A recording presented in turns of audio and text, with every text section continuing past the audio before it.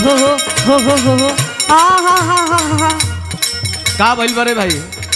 हे बाबा हमर देह दर्द करत बा। अरे भाई त केकरा घर से आइल बड़ी रे तू? ए बाबा ई रतिया से हमर भवाई परेशान बिया, तनी के ध्यान लगा के देखो। अच्छा ठीक बा भाई। हे बाबा हाँ सुनिए हम आपके बतावा तनी। अब बताओ तो कि उठला दरदिया ये बाबा गटरे गटरिया।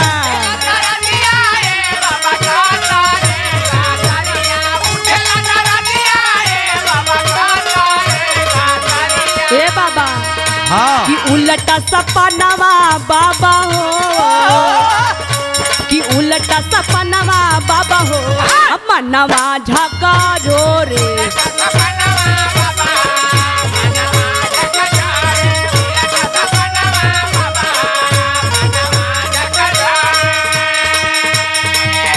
हाँ तो सुन हम बताओ तनी। है बाबा जल्दी बताई जल्दी बताई। अरे तोहरा के धइला से ये पूछी बरावा के दई तारावा।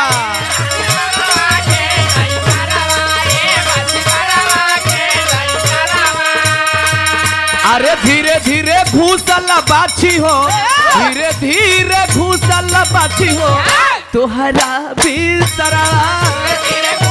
ये बाबा तो हमार जान चल जाई।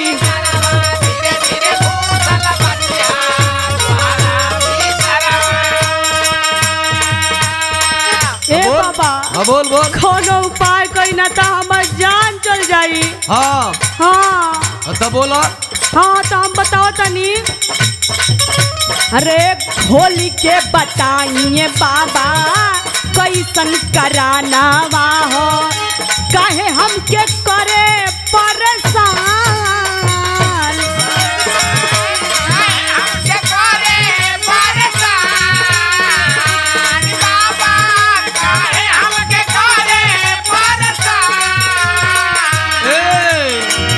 सोरा हो सिंगार कैलू दिन दोपहरिया में, घूमे कैलू या पानी सिवा।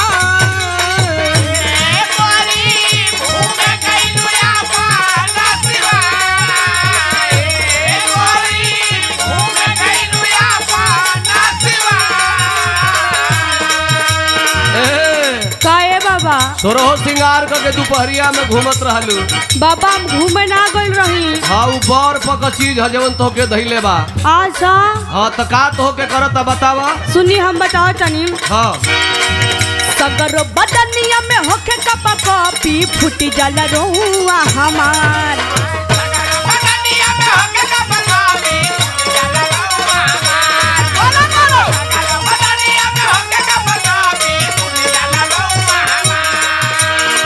इतने ना हाँ दिलावा के धड़कन लटक में बढ़े सुते जब गौं जवान।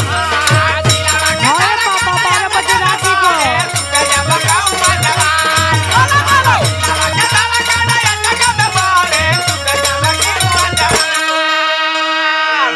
सुन अब हमके कुछ करे के पड़ी। हाय बाबा जल्दी करी बाबा जल्दी करी। अच्छा चाउर हाथ में लेके अड़हुल फूल या रहे गंभार, हाँ निगरानी में बैठल नटिन करे मंत्र उचार। बाबा हाँ सुन। हाँ बोलिए बाबा बोली। पौआ के धुरिया जो पैलस, अच्छा रोवा सगरो फुटल तोहार, लवंग फूल या धोती दैतर, तोहरा बदन पर भइल सवार। आइए बाबा सुना का कैलस? अरे सुन सन पैलस ये पूछी तोहरा में ऊ कैलस।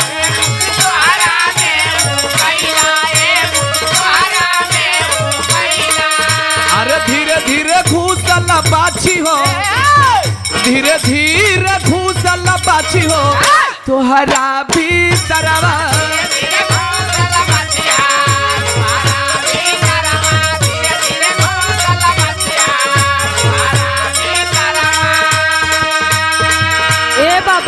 हाँ ये बताई कि हमरा की है ना समझ में आता कि हम कौन उपाय करी। हाँ तो तू कहल का चाहता साफ साफ कह न। हाँ तो सुनी। हाँ बोलो। हो कौन उपैया बाबा करिए समैया में, ना तो बची नहीं मोर परान।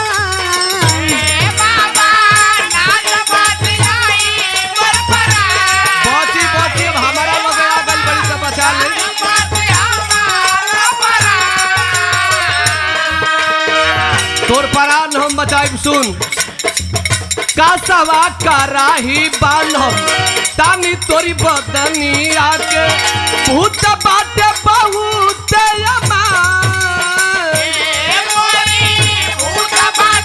बहुत बड़ियारी दैतर बा।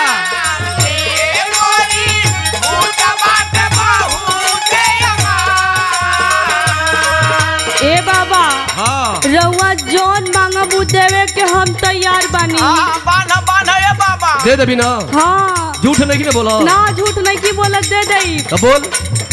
अरे जवन जवन लगी बाबा तवन तवन देई परी ना चढ़निया तोहार। देवे के परी रे बाछी।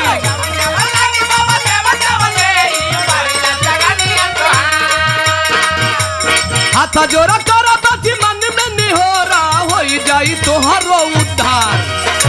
अच्छा अच्छा देवी माई को विनती करा।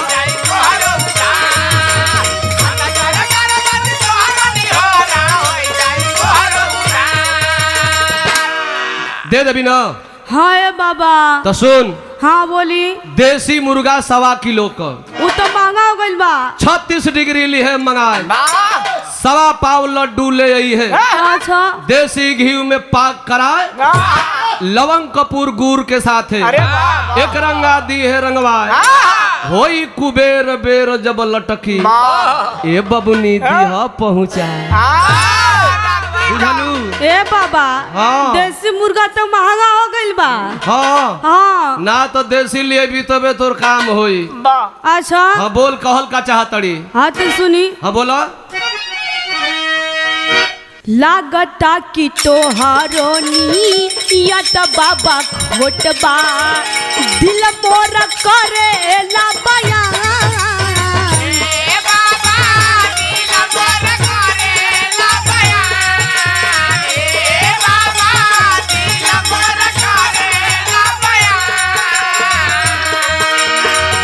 सुन सुन बाछी सुन। बताओ। रात आधी अरिया में ओई जब घवनिया भाग जाई पूता सैता। रात में जब तो खैती कर पुरमाई भूते ऊपर जाई।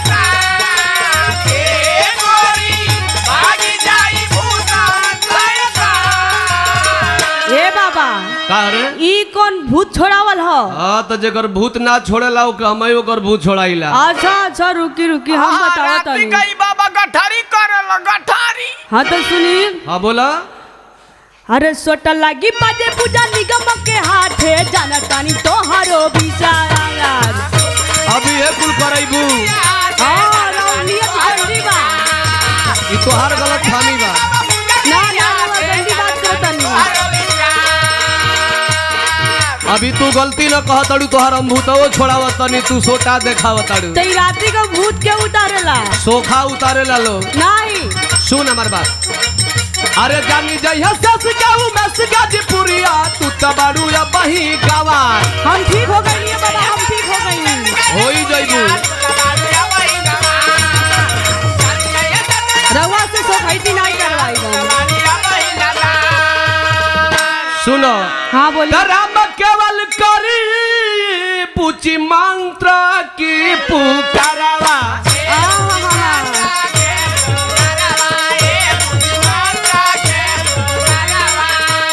धीरे धीरे घूसल बाछी हो धीरे धीरे घूसल बाछी हो तोहरा भीतर